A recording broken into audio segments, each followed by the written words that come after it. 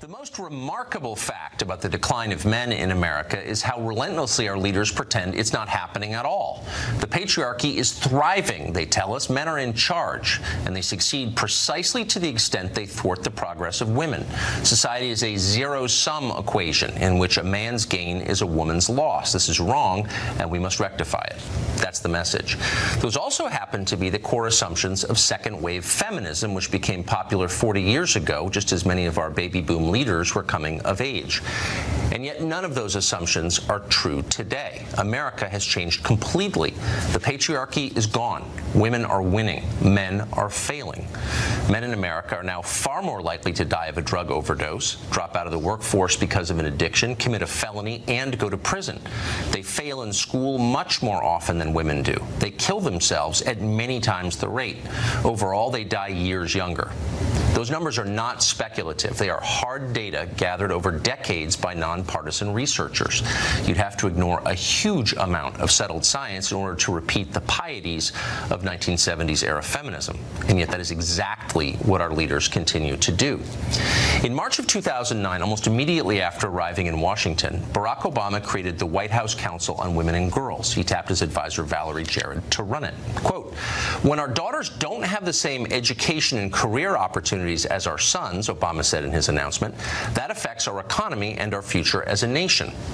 At the very moment Obama was lamenting the lack of educational opportunities for women, more girls than boys were graduating from high school. Far more were graduating from college. Women now earn 62% of associate's degrees, 57% of bachelor's degrees, 60% of master's degrees, and 52% of doctorates. That gap is even wider in non-white neighborhoods. For example, in 2007, among black and Hispanic graduates of public schools in Boston, for every 100 black men who got a college degree, there were 230 black women who got one. For every 100 Hispanic men who got a college degree, there were 211 Hispanic women who got one. 70% of all master's degrees awarded to black students nationally went to black women. Just 30% went to black men. Yet, for reasons the Obama administration never explained, the school performance of black and Hispanic girls was deemed a higher priority than performance of black and Hispanic boys. Under Obama, the White House solicited hundreds of millions of dollars from corporations to encourage female achievement in higher education. At the time this was happening, one study showed that there were already at least 4 times as many privately funded college scholarships available for girls as for boys. 4 times. The administration never acknowledged this. Instead, it sought new ways to close a gender gap that no longer exists. One idea was, quote, breaking down gender stereotypes in toys. To that end, the White House pressured manufacturers, retailers, and media outlets to eliminate gender distinction in children's toys. This, the administration claimed, would allow kids to, quote, explore, learn, and dream without limits. Well, educators at all levels took this idea seriously. In 2015, one kindergarten teacher in Washington state banned her male students from playing with Lego. Fitting together plastic blocks has been found by researchers to help children develop important cognitive skills. Boys have enough advantages, the teacher explained, so she intentionally prevented them from learning. Girls thrive when boys fail. This is the underlying assumption of much of America's gender policy and education. There is no credible research to suggest that is true. It is purely an ideological belief. And yet that assumption is pervasive, especially on college campuses. Now that's ironic because there are more than 2 million more women than men enrolled in college this year. On most campuses, men are a distinct minority. At Carlow University in Pittsburgh, women outnumber men by more than 6 to 1. And yet almost every campus has a women's studies department. In many of them, the stated goal is to fight expressions of masculinity and disempower men. At Ohio State, a course is underway this spring called Be a Man, Masculinities, Race, and Nation. The syllabus for that course explains that masculinity is used to, quote, justify certain kinds of violence by men. On the first day of class, students were required to consult a male privilege checklist. At Duke University in North Carolina, a 9-week workshop met to devise ways to undermine, quote, masculinity and maleness, as well as to create destabilized spaces for those with privilege, meaning men. Similar projects have sprouted at colleges all over the country.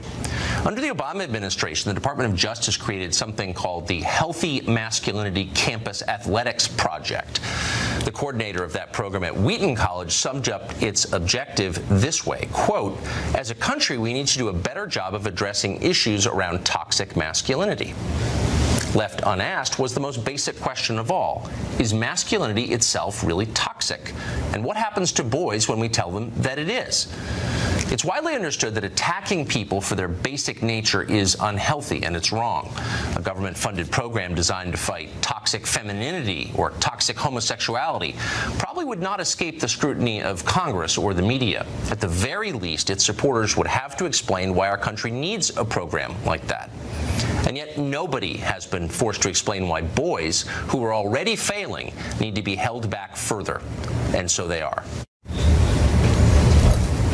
Christina Hoff Sommers is the author of The War Against Boys. She was one of the very first people in American intellectual life to notice this trend and to sound the alarm.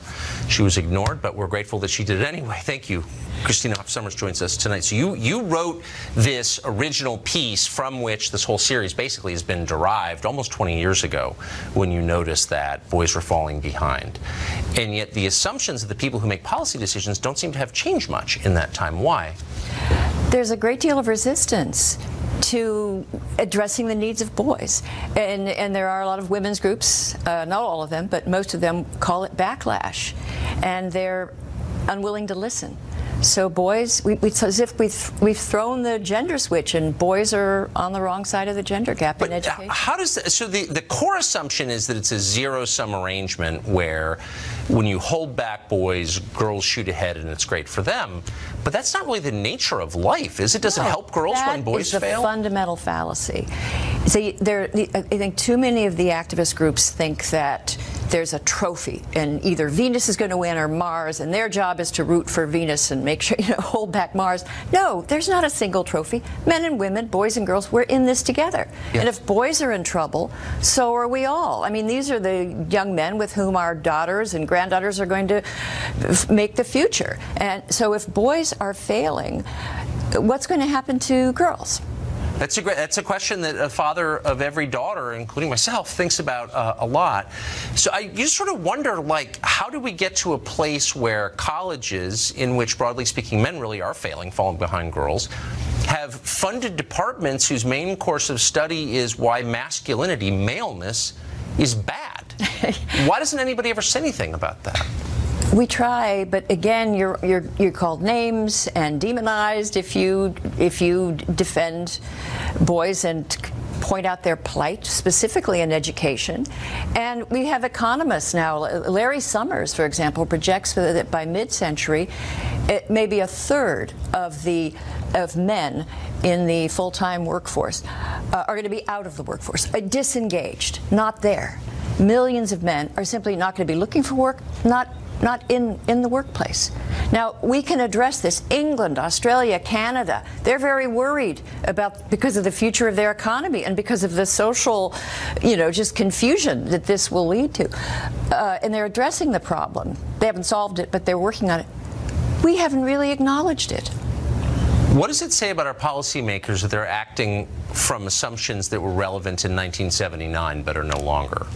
Well, they're not paying attention, and I think it's hard to know where to place the fault, because there's simply what we have right now is vast numbers of organizations that have actually done a very good job supporting young women and helping young women, addressing their needs. Girls were behind in math and science, and thanks to many women's groups and activists, we have strengthened young women. They take more advanced math classes and science classes than boys now in school. Where were the efforts for boys? There was no lobby. There's no lobby. And people say, well, they don't need a lobby. It's a man's world. Well, I'm not sure that's true altogether, but it's certainly not a little boy's world. And no one's paying attention. Sad. Well, thank you for all the work you've done on this. It's important. Christina Hoff Sommers, thanks. Thank you. Democratic Party, not the party you remember even from 3 years ago. New and radically different ideas, agendas, a whole new ideology. A former top official in the Obama administration and the Hillary Clinton campaign joins us next to discuss that. Stay tuned.